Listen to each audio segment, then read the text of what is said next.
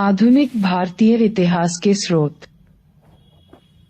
इतिहास अतीत की घटनाओं और मानवीय प्रयासों से संबंधित है। ये घटनाएं तथा मानव प्रयास विचारों, आस्थाओं, मान्यताओं और प्रथाओं के विकास के साथ अंतर्ग्रथित हैं। स्वाभाविक रूप से इतिहास समय से संबद्ध है, जैसा कि घटनाएं एक कालानुक्रमिक क्रम में होती हैं। हालांकि इस कालानुक्रमिक क्रम का तात्पर्य यह नहीं है कि कोई एक घटना किसी एक समय में ही होती है। अलग अलग स्थानों पर घटनाएं निरंतरता से घटती रहती हैं, जिनमें लोगों के विभिन्न गुट समूह शामिल होते हैं। घटनाओं का यह कालानुक्रम, जो लगभग एक ही समय पर घटित हुआ था, हमें किसी विशेष कालावधि के बारे में बताता है। परंतु कुछ भी बनता हुआ नहीं है। इसमें केवल परिवर्तन ही नहीं अपितु निरंतरता भी है, क्योंकि वर्तमान और भविष्य की घटनाएं तथा विचार अतीत से प्रभावित होते हैं, फिर चाहे विचारों में समय के साथ परिवर्तन क्यों न आ गया हो। अतीत का अध्ययन केवल तभी किया जा सकता है जब उससे संबंधित आंकड़ों, जानकारियों के कुछ स्रोत उपलब्ध हों। इतिहास के अध्ययन के लिए अभिलेख, स्थापत्यकला तथा साहित्यिक कार्य कुछ महत्वपूर्ण स्रोत हैं, जिनमें कथा, साहित्यों, मौखिक कहावतों और चित्रकलाओं के अलावा संस्मरण, जीवनियां और यात्रा वृत्तांत शामिल हैं। 18वीं शताब्दी से 20वीं शताब्दी के भारत का अध्ययन करने के लिए ऐतिहासिक सामग्री प्रचुर मात्रा में उपलब्ध है। 18 पुरालेखीय सामग्री। आधुनिक भारत के इतिहास के निर्माण में राजकीय अभिलेखों, विभिन्न स्तरों पर सरकारी अभिकरणों के दस्तावेजों को सर्वोच्च प्राथमिकता दिए जाने की आवश्यकता है। पुरालेखीय सामग्री ऐसे दस्तावेज हैं जिन्हें कोई संगठन, लोक प्राधिकारी, संस्था, व्यवसाय या परिवार अपने कार्यों के दौरान तैयार करता है और जिन्हें तत्पश्चातवर्ती ऐतिहासिक अनुसंधान या भविष्य के कार्यों के नियोजन में संदर्भ के लिए उनके अधिकारों एवं गतिविधियों के प्रमाण के तौर पर सुरक्षित रखा जाता है। ईस्ट इंडिया कंपनी के अभिलेखों ने 1600-1857 की कालावधि के दौरान की व्यापारिक दशाओं का विस्तृत वर्णन प्रदान किया। यह सत्य है कि ब्रिटेन की वाणिज्यिक कंपनी ने हजारों मील दूर एक बड़े क्षेत्र पर अपनी राजनीतिक सर्वोच्चता स्थापित की, जिसके लिए एक प्रकार के प्रशासन की आवश्यकता थी जो पूरी तरह कागजों पर था। प्रत्येक नीति लिखित में होती थी और प्रत्येक व्यवसाय एवं लेन देन, प्रेषण, परामर्श एवं कार्रवाई गुप्त पत्रों तथा अन्य पत्राचार के माध्यम से होता था, जिसके परिणामस्वरूप ऐतिहासिक सामग्री की मात्रा में कल्पनातीत वृद्धि हुई। राजकीय अभिलेख, निदेशक मंडल और बोर्ड ऑफ कंट्रोल से संबद्ध अभिलेखों के अतिरिक्त जिले से लेकर सर्वोच्च सत्ता तक प्रशासन के सभी स्तरों को शामिल करते थे। जब ब्रिटिश महारानी क्राउन ने प्रशासन भारतीय संभाला, तो उसने भी बड़ी मात्रा में विभिन्न तरीकों के राजकीय अभिलेख सुरक्षित रखे। इन अभिलेखों का परीक्षण करके हम चरणवार प्रत्येक घटना एवं विकास को समझ सकते हैं और नीति निर्माताओं के मनोविज्ञान सहित निर्णयन की प्रक्रिया का अनुगमन कर सकते हैं। इन अभिलेखों के अतिरिक्त अन्य यूरोपियन ईस्ट इंडिया कंपनियों, पुर्तगाली, डच एवं फ्रांसीसी के अभिलेख भी 17वीं और 18वीं शताब्दियों के इतिहास के सृजन हेतु उपयोगी हैं। प्राथमिक तौर पर ये आर्थिक इतिहास की दृष्टि से महत्वपूर्ण है, लेकिन राजनीतिक व्यवस्था के बारे में भी इनसे काफी कुछ प्राप्त किया जा सकता है। व्यापक तौर पर आधुनिक काल के लिए राजकीय अभिलेखों की 4 श्रेणियां हैं। आय, केंद्र सरकार के पुरालेख, ई, राज्य सरकार के पुरालेख, ई, मध्यवर्ती एवं अधीनस्थ प्राधिकरणों के अभिलेख और न्यायिक अभिलेख। इनके अतिरिक्त निजी अभिलेख एवं अभिलेखीय स्रोत भी विदेशों में उपलब्ध हैं। ब्रिटिश काल के कुछ प्रकाशित अभिलेख भी हैं, जो आधुनिक भारतीय इतिहास के विद्यार्थियों के लिए मूल्यवान सूचना प्रदान करते हैं।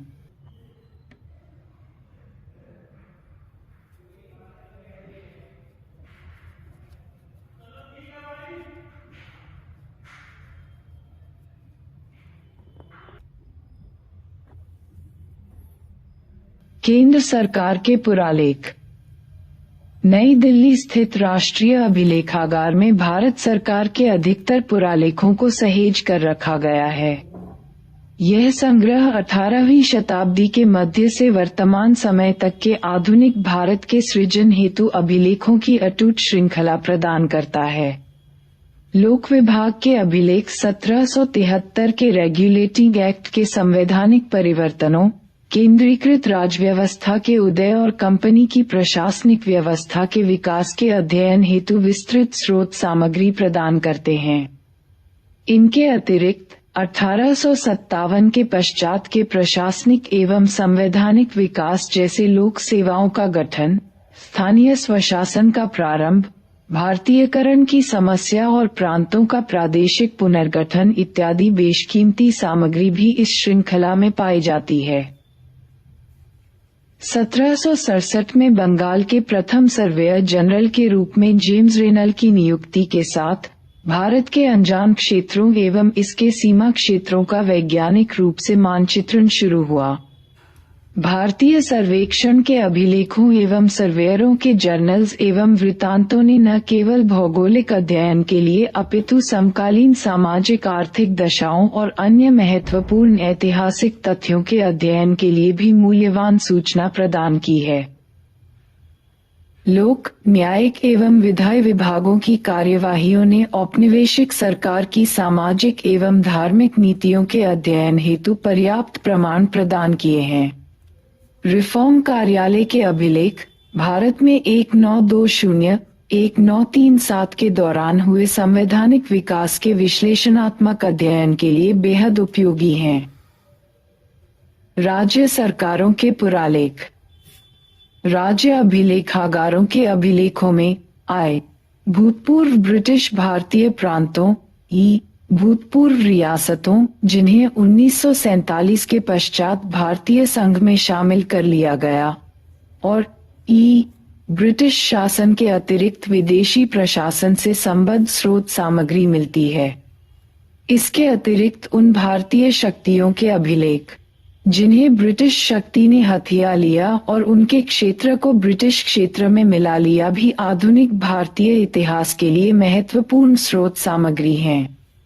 पुणे के अभिलेख कार्यालय में पेशवा दफ्तर नामक एक अन्य ब्रिटिश पूर्व महत्वपूर्ण पुरालेख है। यह पेशवा के पतन के एक शताब्दी पूर्व के मराठा इतिहास के अध्ययन का एकमात्र बेशकीमती स्रोत है। राजस्थान के जयपुर, बीकानेर, जोधपुर, उदयपुर इत्यादि रियासतों के इतिहास का अध्ययन करने के लिए पुरालेख, वर्तमान में बीकानेर स्थित राजस्थान राज्य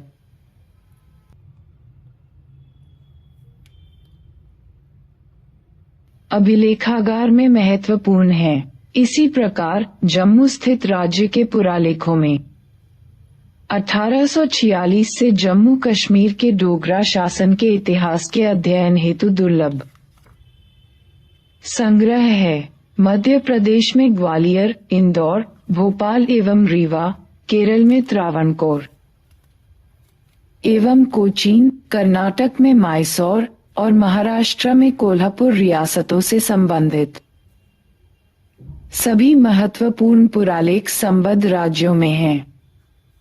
3 प्रेसिडेंसीज के पुरालेख। फोर्ट विलियम, बंगाल प्रेसिडेंसी के प्रारंभिक अभिलेख 1756 की कलकत्ता की लूटपाट में नष्ट हो गए, लेकिन अंग्रेजों की प्लासी की विजय के बाद बंगाल प्रेसिडेंसी के पुरालेख न्यूनाधिक रूप में संपूर्ण श्रृंखला में सुरक्षित रहे, जो अंशतः भारतीय राष्ट्रीय संग्रहालय और अंशतः पश्चिम बंगाल के राज्य अभिलेखागार में उपलब्ध हैं। मद्रास प्रेसिडेंसी के अभिलेख 1670 ईस्वी से उसके इतिहास का वर्णन करते हैं, जिसमें गवर्नर और सेंट जॉर्ज की परिषद के अभिलेख भी शामिल हैं। इन अभिलेखों में अन्य भारतीय शक्तियों के साथ आंग्ल फ्रांसीसी संघर्ष तथा अंग्रेजों के मतभेद सहित दक्कन और दक्षिण भारत में ईस्ट इंडिया कंपनी के विस्तार एवं उत्थान की पर्याप्त जानकारी मौजूद है। बॉम्बे प्रेसिडेंसी के पुरालेख, जो मुंबई स्थित महाराष्ट्र सचिवालय अभिलेख कार्यालय में रखे हैं, पश्चिमी भारत महाराष्ट्र, गुजरात, सिंध तथा भूतपूर्व बॉम्बे प्रेसिडेंसी के कन्नड़ भाषी जिलों, जिन्हें 1956 में मैसूर में शामिल किया गया, के इतिहास के अध्ययन में अत्यधिक उपयोगी हैं। अन्य यूरोपीय शक्तियों के पुरालेख। गोवा में संरक्षित पुर्तगालियों से संबद्ध पुरालेख मुख्यतः 1700 से 1900 की कालावधि से संबंधित भारत में पुर्तगालियों के आधिपत्य के इतिहास के लिए मूल्यवान हैं। भारत गोवा में लिस्बन से भेजे गए आदेश एवं पत्र तथा भारत से पुर्तगाल को भेजे गए जवाब एवं पत्र पुर्तगाली अभिलेखों की बेहद महत्वपूर्ण ऐतिहासिक सामग्री है। कोचीन और मालाबार के डच रिकॉर्ड मद्रास अभिलेख कार्यालय में हैं और चिंसुरा संबंधी रिकॉर्ड्स पश्चिम बंगाल के राज्य अभिलेखागार में हैं। फ्रांसीसी अधिकारी अपने क्षेत्रों एवं बस्तियों को समाप्त करने से पूर्व चंद्रनगर तथा पौंडीचेरी, वर्तमान में पुडुचेरी, के अपने फ्रांसीसी अभिलेखों को पेरिस ले गए। न्यायिक अभिलेख। न्यायिक अभिलेख भारत में न्यायिक प्रशासन के विकास के प्राथमिक प्रमाण प्रदान करते हैं। ये विभिन्न वर्गों के लोगों की सामाजिक आर्थिक दशा संबंधी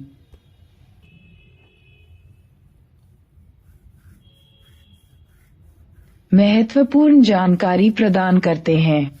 फोर्ट सेंट जॉर्ज में मेयर के कोर्ट के पुरालेख 1689 ईस्वी के प्रारंभ से सबसे पहले उपलब्ध न्यायिक पुरालेख हैं। अब ये मद्रास अभिलेख कार्यालय में हैं। फोर्ट विलियम में मेयर कोर्ट के प्लासी पूर्व 1757 के अभिलेख नष्ट हो गए प्रतीत होते हैं, लेकिन 1753, 1773 के वर्षों के अभिलेख सहित 1774, 1861 के वर्षों के बंगाल के सुप्रीम कोर्ट के अभिलेख कलकत्ता उच्च न्यायालय के अभिलेख कक्ष में रखे गए हैं। इसी प्रकार 1728 में बॉम्बे में स्थापित मेयर कोर्ट के अभिलेख महाराष्ट्र सेक्रेटेरिएट रिकॉर्ड ऑफिस में उपलब्ध हैं, जहां पर बॉम्बे अभिलेख न्यायालय एवं सुप्रीम कोर्ट के अभिलेख भी रखे गए हैं। ऐतिहासिक अनुसंधान के दृष्टिगत 3 प्रेसिडेंसीज के सदर कोर्ट, सदर दीवानी और फौजदारी अदालतों के न्यायिक अभिलेख बेहद उपयोगी हैं। इनसे संबंधित अभिलेखों को कलकत्ता, मद्रास एवं बॉम्बे उच्च न्यायालयों में सुरक्षित रखा गया है। प्रकाशित अभिलेख। प्रकाशित अभिलेखीय सामग्री आधुनिक भारत के इतिहास के सृजन हेतु बेहद महत्वपूर्ण सूचना स्रोत हैं। संसदीय पत्र अत्यधिक महत्वपूर्ण पुरालेखीय प्रकाशन होते हैं, जिनमें क्राउन के अधीन ईस्ट इंडिया कंपनी और भारत सरकार के अभिलेखों के विपुल उद्धरण शामिल हैं। इनमें 1801-1907 के बीच जारी संसदीय पत्रों की सूची भी शामिल है। राष्ट्रीय अभिलेखागार और विभिन्न राज्य अभिलेखागारों द्वारा प्रकाशित अभिलेख आधुनिक भारतीय इतिहास के शोधार्थियों के लिए अत्यधिक उपयोगी हैं।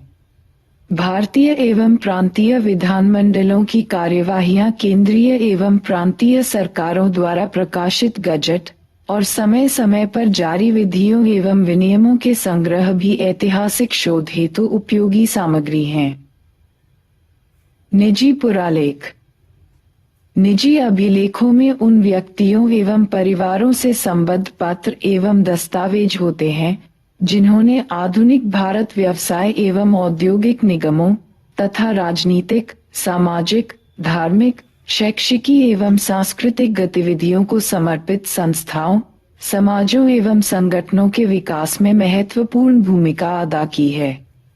देश के शैक्षिकी एवं सांस्कृतिक उन्नयन से संबंधित समृद्ध सामग्री विश्वविद्यालयों एवं शैक्षिकी संस्थानों के पुरालेखों में उपलब्ध है। बैंकों, व्यापार घरानों और चैम्बर ऑफ कॉमर्स के अभिलेख आर्थिक परिवर्तनों के अध्ययन हेतु अत्यंत उपयोगी हैं। राष्ट्रवादी आंदोलन के प्रसिद्ध एवं प्रमुख नेताओं के पत्र तथा नई दिल्ली स्थित नेहरू मेमोरियल म्यूजियम एवं लाइब्रेरी में भारतीय राष्ट्रीय कांग्रेस जैसे संगठनों के अभिलेख भारतीय स्वतंत्रता संघर्ष के इतिहास के संवर्धन में अत्यधिक उपयोगी हैं। विदेशी संग्रहालयों की पुरालेख सामग्री। विदेशी संग्रहालयों में आधुनिक भारतीय इतिहास से संबंधित ऐतिहासिक सामग्री बड़ी मात्रा में उपलब्ध है। उदाहरणार्थ, यूरोपियन संग्रहालय में संग्रहीत भारतीय महत्व की पुरालेखीय एवं पांडुलिपि सामग्री व्यापक एवं विविध है। India office records, foreign Commonwealth and development office (FCDO), London में कई महत्वपूर्ण पुरालेखीय अभिलेख हैं जो हमारे देश में उपलब्ध नहीं हैं। ब्रिटेन में कई पुरालेखीय एवं पांडुलिपि संग्रहालयों, विशेष रूप से लंदन में स्थित ब्रिटिश संग्रहालय में ब्रिटिश वायसरायों, राज्य सचिवों तथा अन्य उच्च स्तरीय सिविल एवं सैन्य अधिकारियों के पत्रों का संग्रह है, जिन्होंने भारत में कार्य किया और जिनकी उपयोगिता को बमुश्किल ही आकलित किया गया। Church missionary society of London जैसी मिशनरी सोसाइटी के पुरालेख विशेष महत्व के हैं, जो देश भारत में शैक्षिकी एवं सामाजिक विकास के बारे में समृद्ध सूचना प्रदान करते हैं। भारत में फ्रांसीसियों के इतिहास के अध्ययन के लिए आर्काइव्स नेशनल, पेरिस और French ministry of foreign affairs, colonies and war के पुरालेख अत्यंत महत्वपूर्ण और उपयोगी स्रोत हैं। हैग के रिसर्च में उपलब्ध डच ईस्ट इंडिया कंपनी के अभिलेख भारत में डचों के वृहत इतिहास को लिखने के लिए पर्याप्त हैं। इन अभिलेखों का प्रयोग 17वीं एवं 18वीं शताब्दियों के भारत के आर्थिक इतिहास के प्राथमिक स्रोत के तौर पर भी किया जा सकता है। भारत में 1777 के पश्चात डच उपनिवेशों से संबंधित दानिश क्राउन और डच ईस्ट इंडिया कंपनी के रिक्सरकेविट, कोपेनहेगन में उपलब्ध अभिलेख त्रिकोम्ब और सैरामपुर, श्रीरामपुर के बंदोबस्त के बारे में जानकारी प्रदान करने वाले प्राथमिक स्रोत हैं। इसी प्रकार national archives of Portugal, Lisbon में भारत में पुर्तगालियों से संबंधित मौलिक पत्रों का संग्रह है। भारतीयों द्वारा विदेशों में चलाई गई राष्ट्रवादी गतिविधियों के इतिहास के सृजन के लिए विभिन्न देशों के विदेशी मामलों संबंधी कार्यालयों के पुरालेख बेशकीमती हैं। उदाहरणार्थ, यूरोप में भारतीय क्रांतिकारियों के बारे में उपयोगी सूचना या जानकारी जर्मनी फॉरेन ऑफिस के अभिलेखों में है और संयुक्त राज्य अमेरिका में भारतीय क्रांतिकारियों से संबंधित जानकारी अमेरिका के स्टेट डिपार्टमेंट और जस्टिस डिपार्टमेंट के पुरालेखों में उपलब्ध है।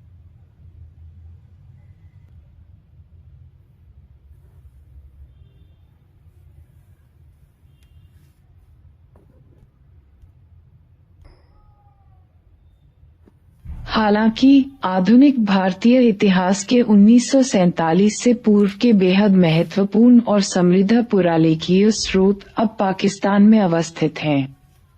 इन अभिलेखों में सबसे अधिक महत्वपूर्ण संग्रह लाहौर के वेस्ट पाकिस्तान रिकॉर्ड ऑफिस में है, जिनमें 1894 के पंजाब सरकार के अभिलेखों के अतिरिक्त 1804, 1857 के दिल्ली रेजिडेंसी और विभिन्न राजनीतिक अभिकरणों के अभिलेख शामिल हैं, जिन्होंने समामेलन पूर्व पंजाब में कार्य किया था। पेशावर स्थित अभिलेख कार्यालय में 1849-1900 के बीच पेशावर के कमिश्नर के अभिलेख और 1901 से उत्तर पश्चिम सीमा के प्रांतों के अभिलेख उपलब्ध हैं। ये अभिलेख भारतीय उपमहाद्वीप के प्रादेशिक इतिहास के अध्ययन के लिए मूल्यवान हैं और भारत के अफगानिस्तान, ईरान तथा सीमावर्ती क्षेत्रों की जनजातियों के साथ संबंधों के बारे में भी उपयोगी सूचना प्रदान करते हैं। जीवनी साहित्य, संस्मरण एवं यात्रा वृत्तांत। जीवनी साहित्य, संस्मरण या यात्रा वृत्तांत जैसे समकालीन या अर्ध समकालीन दस्तावेज एवं प्रमाण भी उपलब्ध हैं, जो हमें 18वीं और 19वीं शताब्दियों के भारत के इतिहास की उपयोगी झलक प्रदान करते हैं। कई यात्रियों, व्यापारियों, धर्मप्रचारकों, मिशनरी एवं लोकसेवकों, सिविल सर्वेंट, जो इन शताब्दियों के दौरान भारत आए ने देश के विभिन्न हिस्सों के अपने अनुभवों और प्रभावों को लेखबद्ध किया। इन वृत्तांतों ने आधुनिक भारतीय इतिहास के अध्ययन हेतु बेहद उपयोगी स्रोत का कार्य किया है। इन लेखकों के समूह में सर्वप्रथम मिशनरीज, ईसाई धर्म प्रचारक आते हैं, जिन्होंने स्थानीय निवासियों में सुसमाचार, ईसाई धर्म का प्रचार करने के लिए अपने संबद्ध समाजों को भारत में अधिकाधिक मिशनरियों को भेजने के लिए प्रोत्साहित करने हेतु लेखन किया। कुछ सिविल सर्वेंट्स ने इस सुसमाचार के दृष्टिकोण का प्रतिनिधित्व भी किया। उदाहरणार्थ, सर जॉन शोर और चार्ल्स ग्रांट दोनों ने बंगाल में लंबी सेवाएं प्रदान की, ने ईसाई धर्म प्रचारकों, मिशनरीज एवं उनकी गतिविधियों का पुरजोर समर्थन किया। ब्रिटिश ईस्ट इंडिया कंपनी के कुछ कर्मचारियों के यात्रा वृत्तांत भी बेहद मूल्यवान हैं। जॉर्ज फोस्टर, जिन्होंने 1783 में बंगाल, लखनऊ, श्रीनगर, नादौन, कश्मीर की यात्रा की और काबुल, कैस्पियन सागर एवं सेंट पीटर्सबर्ग होते हुए इंग्लैंड वापस गए, के यात्रा वृत्तांत ने उत्तरी भारत की राजनीतिक दशाओं के बारे में जानकारी प्रदान की। बेंजामिन हेम के 1814 में प्रकाशित several tours through various parts of the peninsula journal ने उस समय के दौरान प्रायद्वीप के आर्थिक उत्पादों पर बेहतरीन जानकारी प्रदान की। 1831 में प्रकाशित जेम्स बंस की भुज की चिकित्सकीय स्थलाकृति पर टिप्पणी और visit to the court of Sindh के लेखन ने कच्छ के इतिहास पर जानकारी प्रदान की। एलेक्जेंडर बंस का यात्रा वृत्तांत ट्रेवल्स इनटू बोखारा, जो 1834 में 3 संस्करणों में प्रकाशित हुआ, भारत से काबुल की उसकी यात्रा का वर्णन है। इस यात्रा का राजनीतिक उद्देश्य यह पता लगाना था कि ईस्ट इंडिया कंपनी के लिए सिंधु क्षेत्र किस प्रकार लाभदायक रहेगा। C.J.C. डेविडसन का 1843 में प्रकाशित diary of the travels and adventures in upper India भी बेहद उपयोगी कार्य है। जॉन बटलर द्वारा 1855 में लिखा गया यात्रा वृत्तांत travels and adventures in the province of Assam during a residence of 14 years राज्य की पहाड़ी जनजातियों की प्रथाओं, आदतों एवं समाज का वर्णन है। W.H. स्लीमैन की journey through the kingdom of Awadh Awadh की राजनीतिक और आर्थिक दशाओं को प्रतिबिंबित करती है। अंग्रेजों के अतिरिक्त अन्य यूरोपीय देशों के यात्रियों ने भी भारत की यात्रा पर अपने रोचक वृत्तांत प्रस्तुत किए हैं। इस श्रेणी में विक्टर जैकमोट, कैप्टन लियोपोल्ड वॉन ऑर्लिच, बैरन चार्ल्स ह्यूगल, जॉन मार्टिन हॉनिगबेजर, विलियम मूक्रॉफ्ट एवं जॉर्ज ट्रेबेक इत्यादि प्रमुख रूप से शामिल हैं। समाचार पत्र एवं पत्रिकाएं 19वीं और 20वीं शताब्दियों के समाचार पत्र और पत्रिकाओं अंग्रेजी के साथ साथ विभिन्न देशी भाषाओं में प्रकाशित ने आधुनिक भारतीय इतिहास के सृजन हेतु जानकारी के बेहद महत्वपूर्ण एवं प्रामाणिक स्रोत का निर्माण किया। कुछ समाचार पत्र 1780 के दशक से भी पूर्व प्रकाशित हुए। भारत में समाचार पत्र प्रकाशित करने का प्रथम प्रयास अंग्रेजी ईस्ट इंडिया कंपनी के असंतुष्ट कर्मचारियों द्वारा किया गया, जो निजी व्यापार में कुरीतियों को उद्घाटित करना चाहते थे।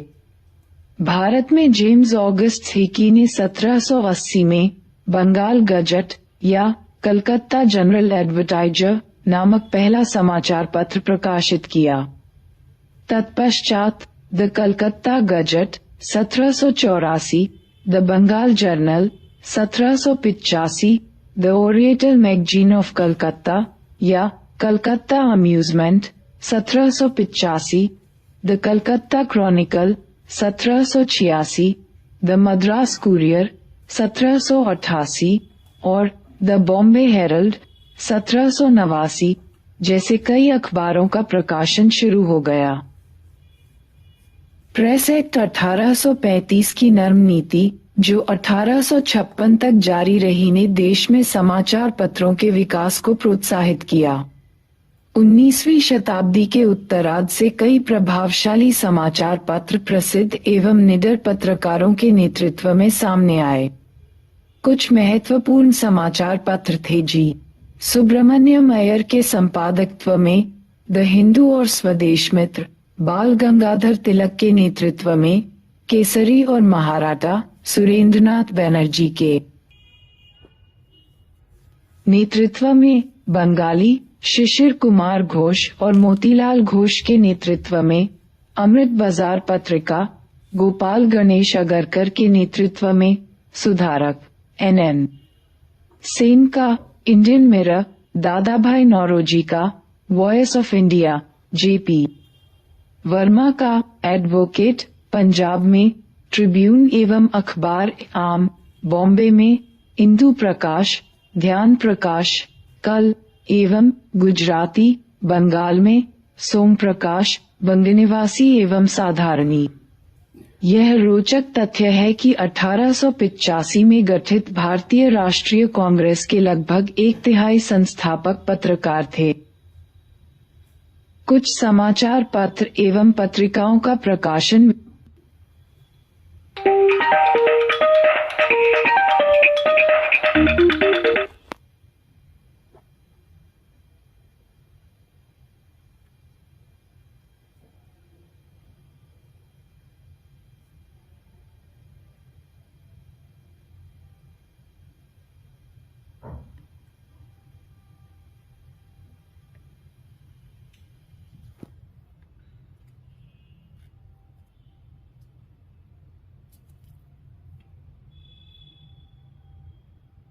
disconnected.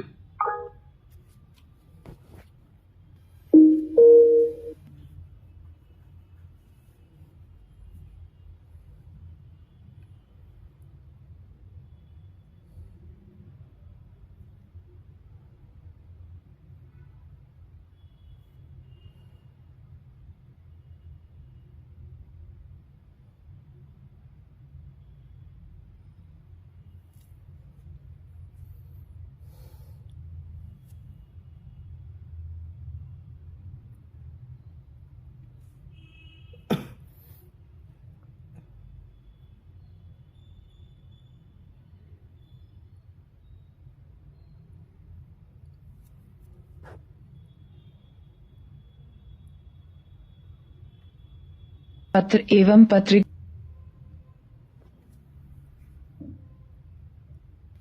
कुछ समाचार पत्र एवं पत्रिकाओं का प्रकाशन विदेशों में भी हुआ।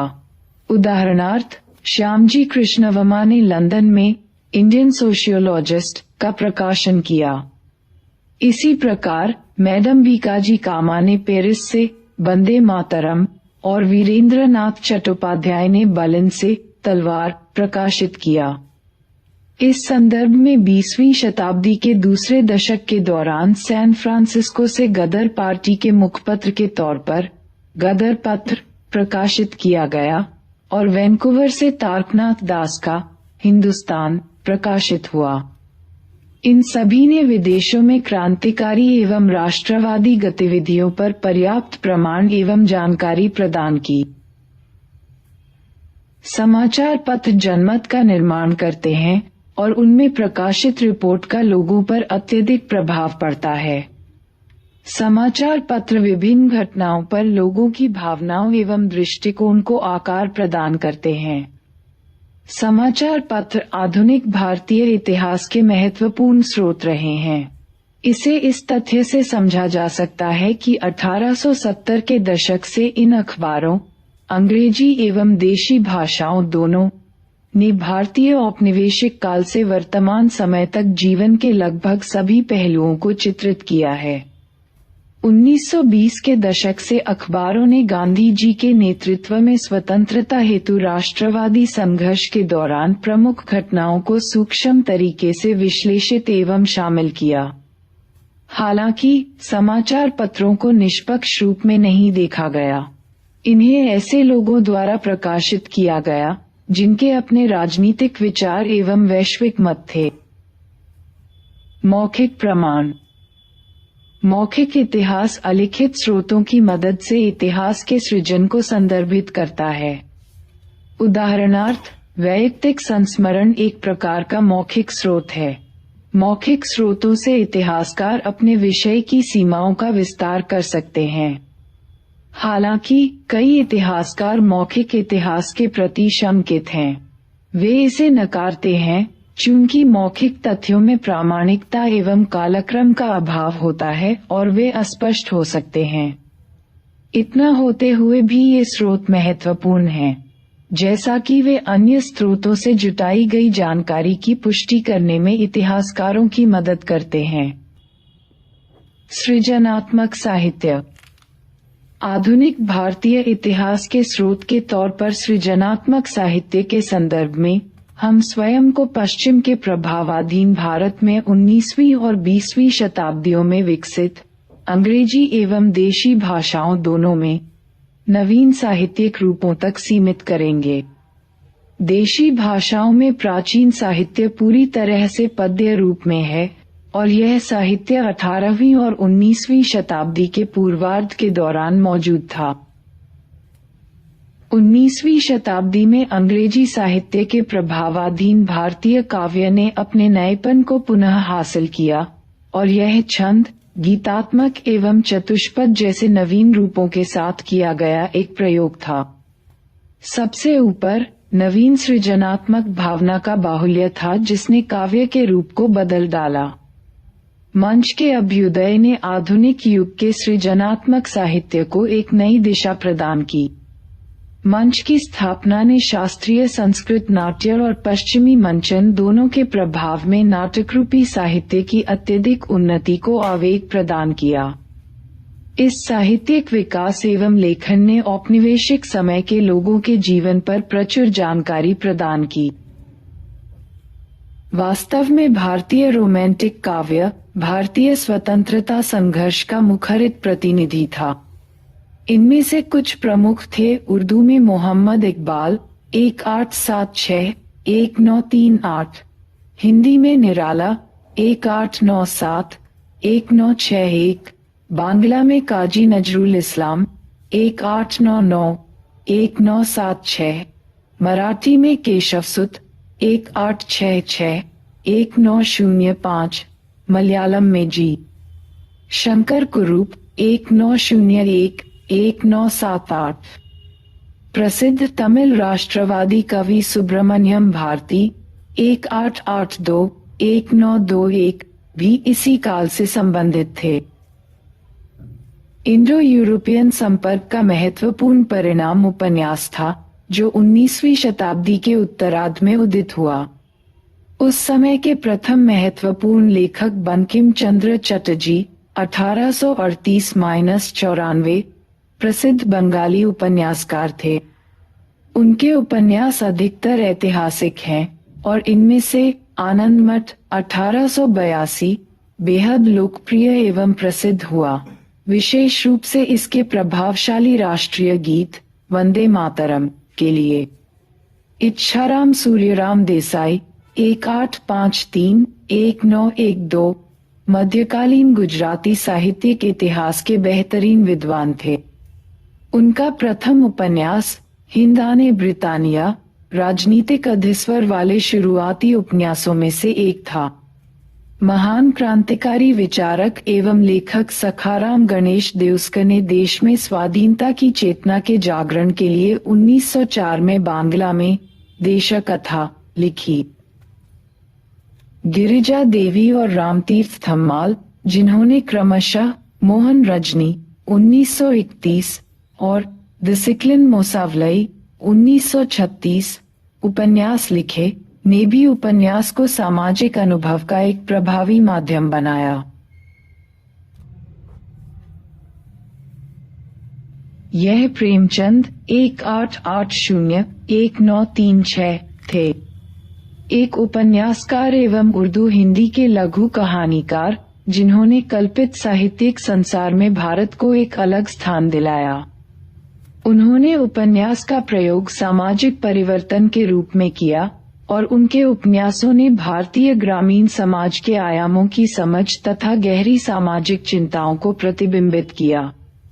उनकी उल्लेखनीय कृतियों में रंगभूमि 1924, गोदान 1936, सेवा सदन 1919, प्रेमाश्रम 1924 जैसे प्रमुख उपन्यास एवं कफन, पूस की रात, शतरंज के खिलाड़ी इत्यादि लघु कहानियां शामिल हैं। ग्रामीण जीवन को उद्घाटित करने की औपन्यासिक परंपरा को फणीश्वरनाथ, रेणु 1921-1973 के हिंदी उपन्यास मैला आंचल ने आगे बढ़ाया। इस दिशा में विभूतिभूषण बंदोपाध्याय 1899-1954 द्वारा रचित पौथेर पांचाली 1929, ओडिया में मोहंती का प्रजा, गुजराती में पन्नालाल पटेल का मैकलजीत, मराठी में भालचंद्र नमाडे का कोसला प्रमुख उपन्यास हैं। मुल्कराज आनंद एवं राजा राव जैसे एंग्लो इंडियन लेखकों के उपन्यास क्रमशः अनचेबल 1935 और कंथापुरा 1938 ने सामाजिक एवं राजनीतिक कोलाहल एवं संक्रमण को दर्शाया है। R.K. नारायण की स्वामी एंड फ्रेंड्स 1935 भारत के अद्भुत लघु रूप को प्रस्तुत करती है। लघु कहानी लेखन के क्षेत्र में रविंद्रनाथ टैगोर एक प्रसिद्ध लेखक के रूप में उदित हुए। उनकी कहानियां, जिनमें पोस्टमास्टर 1891, काबुलीवाला 1892 इत्यादि शामिल हैं, ग्रामीण भारत के प्रामाणिक अनुभव के रूप में सामने आईं। प्रेमचंद की वास्तविक कहानियों ने समाज एवं लोगों के व्यवहार का दर्पण प्रस्तुत किया। ऐसे कई अन्य लघु कहानी लेखक हुए जिन्होंने औपनिवेशिक भारत की समकालीन सामाजिक वास्तविकता को प्रतिबिंबित किया। चित्रकला औपनिवेशिक काल के दौरान सामाजिक, आर्थिक, राजनीतिक एवं सांस्कृतिक जीवन के बारे में जानकारी उस समय की चित्रकारी से प्राप्त की जा सकती है। इनका प्रयोग आधुनिक भारतीय इतिहास के स्रोत के रूप में किया जा सकता है। ऐसा ही एक चित्रकला विद्यालय था, कंपनी चित्रकला। कंपनी पेंटिंग्स शब्द का प्रयोग गैर इतिहासकारों द्वारा यूरोपियों के लिए निर्मित एक विशेष प्रकार की भारतीय चित्रकारी के लिए किया गया, जो बड़े पैमाने पर यूरोपियों की इच्छा एवं पसंद से प्रभावित थी। यह ऐसा समय था जब चित्रकारों के संरक्षण के अभाव के कारण मुगल और राजपूत लघु चित्रकला शैलियों का पतन हो गया। भारतीय कलाकारों को रेलवे प्रोजेक्ट और प्राकृतिक इतिहास सर्वेक्षण के ब्लूप्रिंट का खाका तैयार करने के लिए अंग्रेजी ईस्ट इंडिया कंपनी द्वारा भर्ती किया गया, या उन्होंने उन ब्रिटिश नागरिकों के लिए स्वतंत्र रूप से काम किया जो वापसी पर इंग्लैंड अपने साथ एक निशानी ले जाना चाहते थे।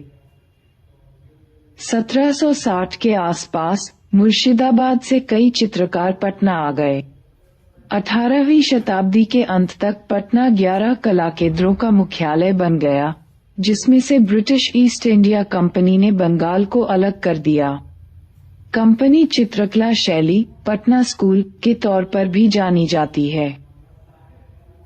अन्य प्रभावशाली चित्रकला केंद्र वाराणसी, एक प्रमुख हिंदू तीर्थस्थल, एवं मद्रास, जहां 1798 से 1804 तक लॉर्ड क्लाइव रहे थे। ब्रिटिश बाजार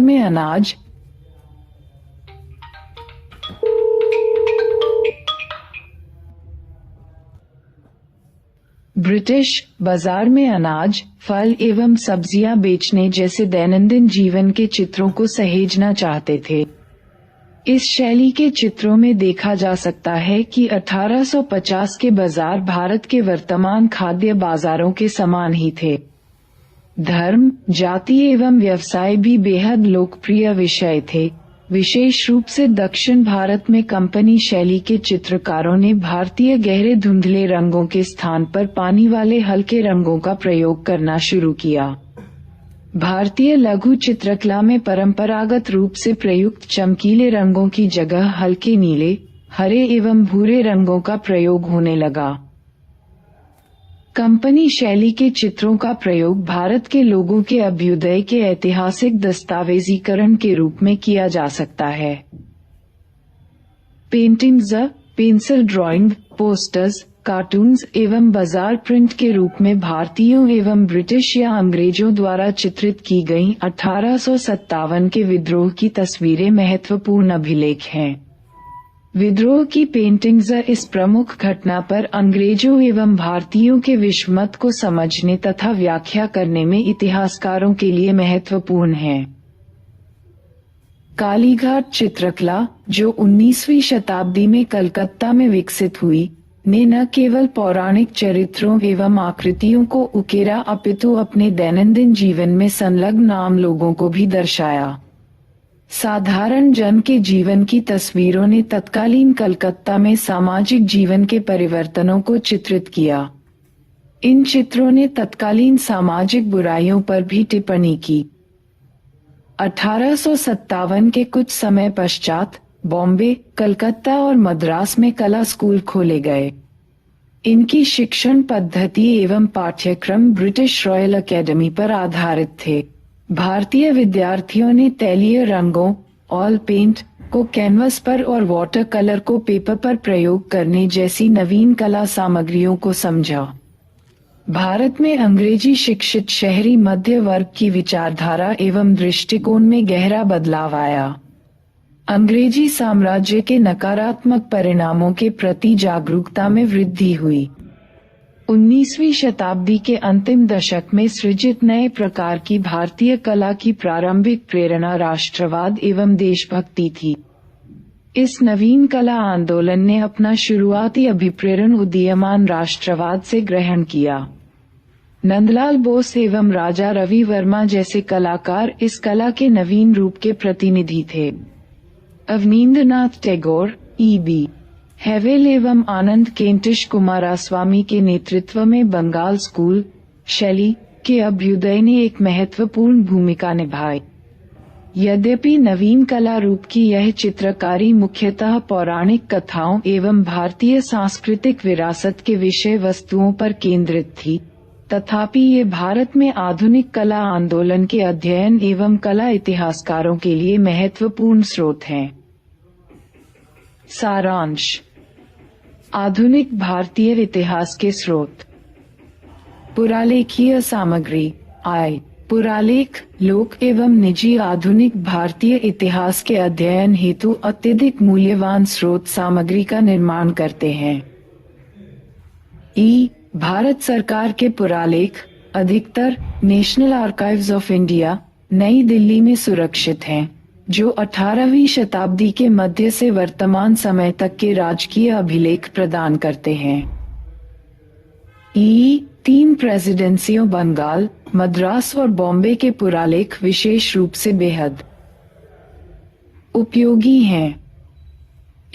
न्यायिक अभिलेख अत्यधिक मूल्यवान होते हैं, जैसा कि ये न्यायिक न्यायालयों के पुरालेखों का संग्रह करते हैं, जिसने भारत में न्यायिक प्रशासन के विकास के अध्ययन हेतु प्राथमिक स्रोत के तौर पर सेवा प्रदान की। निजी पुरालेखों में उन व्यक्तियों एवं परिवारों के पत्र एवं दस्तावेज होते हैं, जिन्होंने आधुनिक भारत के विकास में महत्वपूर्ण भूमिका निभाई। विदेशी संग्रहालयों की पुरालेखीय सामग्री ने आधुनिक भारत के इतिहास के सृजन हेतु उपयोगी, विविध एवं व्यापक अभिलेख मुहैया कराए हैं। 1947 के पूर्व से संबद्ध कुछ महत्वपूर्ण पुरालेख लाहौर के रिकॉर्ड ऑफिस, पाकिस्तान में उपलब्ध हैं। जीवनी साहित्य एवं संस्मरण 18वीं एवं 19वीं शताब्दियों के दौरान यात्रियों, व्यापारियों, मिशनरियों एवं लोक सेवकों के वृत्तांतों ने समकालीन अवधि पर रोचक अंतर्दृष्टि एवं उपयोगी सूचना प्रदान की है। समाचार पत्र एवं पत्रिकाएं। 1780 के दशक से औपनिवेशिक समय अवधि के दौरान प्रकाशित समाचार पत्रों एवं पत्रिकाओं ने तत्कालीन समाज के सभी पहलुओं पर व्यापक जानकारी प्रदान की। Indian sociologist, London, Vande Mataram, Paris, तलवार, बर्लिन, एवं गदर, सैन फ्रांसिस्को जैसे कुछ पत्र विदेशों से प्रकाशित हुए। मौखिक प्रमाणों एवं आंकड़ों ने इतिहासकारों एवं लेखकों को उनके विषय की सीमाओं को व्यापक करने में मदद की है। यद्यपि इन मौखिक स्रोतों में प्रामाणिकता का अभाव प्रतीत होता है और इनका कालक्रम अस्पष्ट है। सृजनात्मक साहित्य साहित्य के नए रूप जो पश्चिमी साहित्य के प्रभावाधीन औपनिवेशिक काल के दौरान उदित हुए, ने तत्कालीन समय का सामाजिक, आर्थिक, राजनीतिक और सांस्कृतिक परिदृश्य प्रतिबिंबित किया। लघु कहानियों के विभिन्न लेखकों ने औपनिवेशिक काल के विभिन्न पहलुओं को प्रकट किया। चित्रकला औपनिवेशिक काल के दौरान चित्रकला की कंपनी शैली का महत्वपूर्ण स्थान था, जिसने समकालीन समय के दृश्य चित्र प्रदान किए। 1857 के महान विद्रोह की कुछ यूरोपियन चित्रकारी भी बेहद महत्वपूर्ण है। 1857 के पश्चात चित्रकला के क्षेत्र में कई नवीन विकास हुए और 19वीं शताब्दी के अंतिम दशक में भारतीय कला में नवीन प्रवृत्ति का विकास हुआ, जिसकी विशेषता राष्ट्रवाद एवं देशभक्ति थी। अवनींद्रनाथ टैगोर के नेतृत्व में बंगाल स्कूल ऑफ पेंटिंग्स ने भारतीय पौराणिक कथाओं एवं सांस्कृतिक विरासत जैसे विषयों पर ध्यान दिया।